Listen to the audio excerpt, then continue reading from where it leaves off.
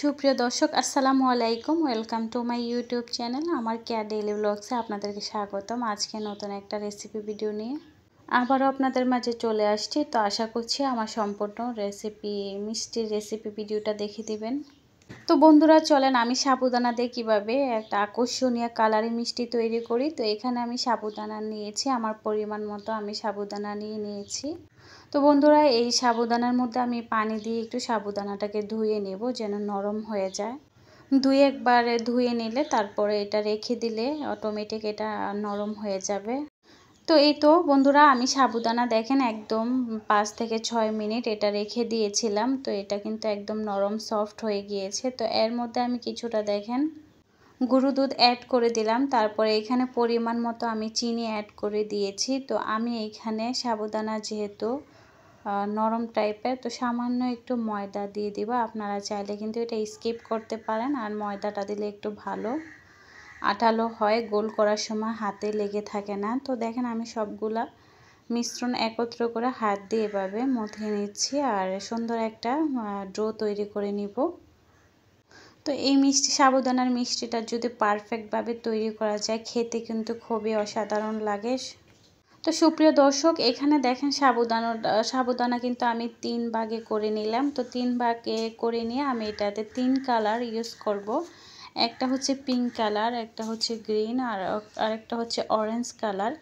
তো একটা কালার কিন্তু আমি এইভাবে হাত দিয়ে দেখেন মিশিয়ে নিচ্ছি।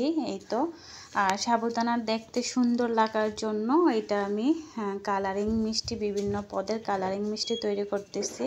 তো এটা কিন্তু দেখতে একটু আকর্ষণীয় লাগবে সেই কারণে। তো আপনারা চাইলে কিন্তু এটা হোয়াইটও রাখতে পারেন।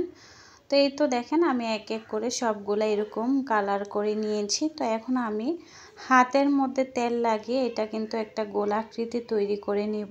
তেল না লাগালে হাতে লেগে যাওয়ার সম্ভাবনা থাকতে পারে। তো এই কারণে এইভাবে তেল লাগিয়ে নেবেন। তো এই তো বন্ধুরা দেখেন আমি এক একটা করে সবগুলা বানিয়ে নিচ্ছি। এই যে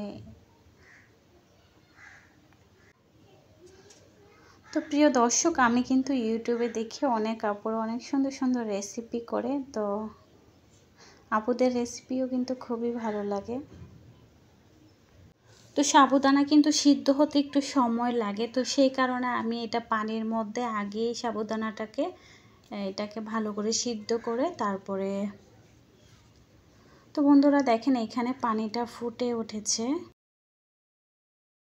তো এর মধ্যে কিন্তু আমি সামান্য চিনি দিয়ে দিলাম, তারপরে একটা এলাচ, একটা দারচিনি দিয়ে দিলাম ভালো একটা ঘ্রাণ আসার জন্য।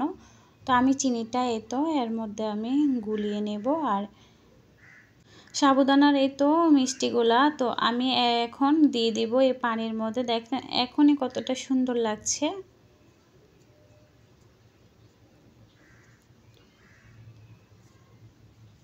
তো আমি কিন্তু একটা ঢাকনার সাহায্যে এভাবে দিয়ে প্রায় এটার মধ্যে অনেকক্ষণ জাল করে নিব।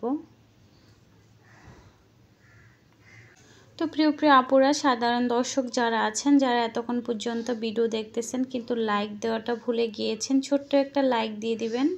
লাইক দিতে কিন্তু ভুলবেন না প্লিজ। তো এইখানে দেখেন আমি সবগুলাই দিয়ে দিয়েছি। তো আমি একটু পরে এটা একটু একটা চামচের সাহায্যে এভাবে একটু নেড়ে দিব, তা না হলে নিচে দিয়ে লেগে যাবে। তো সেই কারণেই।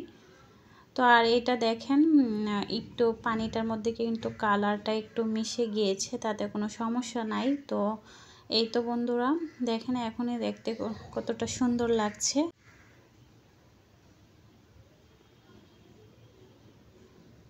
তো দেখেন এটা কিন্তু সম্পূর্ণ একটা মিষ্টির মতো ফুলে উঠেছে। তো আমি এখন কিন্তু এটা নামিয়ে নিব। নামিয়ে আমি যে আরেকটা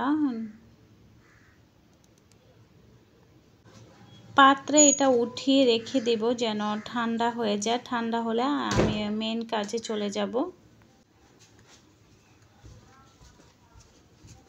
তো বন্ধুরা দেখেন এখানে আমি কিছুটা আধা কেজির মতো দুধ নিয়েছি। তো দুধটা কিন্তু আমি জাল করে নিয়েছি। তো এর মধ্যে আমি এখন কিছুটা চিনি অ্যাড করে দিব। তারপর হচ্ছে একটা দারচিনি, কিছুটা গরুর দুধ সহ অ্যাড করে দিয়েছি।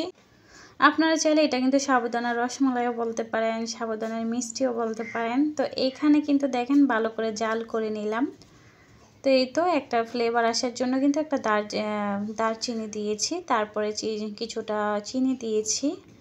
তো আর আপনারা তো দেখেছেন যে পানির মধ্যে কিন্তু একটা শিরার মতো তৈরি করে আমি মিষ্টিটা ওইটার মধ্যে আমি ভালো করে সিদ্ধ করে অথবা ফুটিয়ে নিয়েছি। তো এখানে আমি চিনিটা বেশি একটা দিলাম না। তো দেখেন এই তো আমি একটা বাটির মধ্যে যে রেখে দিয়েছিলাম সেটা এখন দুধের মধ্যে আমি দিয়ে দিব। দিয়ে আমি একটু 5 মিনিটের মতো এটা জাল করে নেব। আর বন্ধুরা এই রেসিপিটা যদি পারফেক্ট করে বানানো যায় খেতে খুবই টেস্টি হয়, অসাধারণ লাগে। তো যারা যারা আজকের ভিডিও দেখছেন, আমার ভিডিওটা যদি আপনাদের কাছে একটু কোনো অংশে ভালো লেগে থাকে তাহলে অবশ্যই চ্যানেলটা সাবস্ক্রাইব করে পাশে থাকবেন, পাশে থাকা বেল আইকনটা অন করে রাখবেন যেন নতুন নতুন ভিডিও আপলোড করার সাথে সাথে আপনাদের কাছে সবার আগে আমার ভিডিও চলে যায়।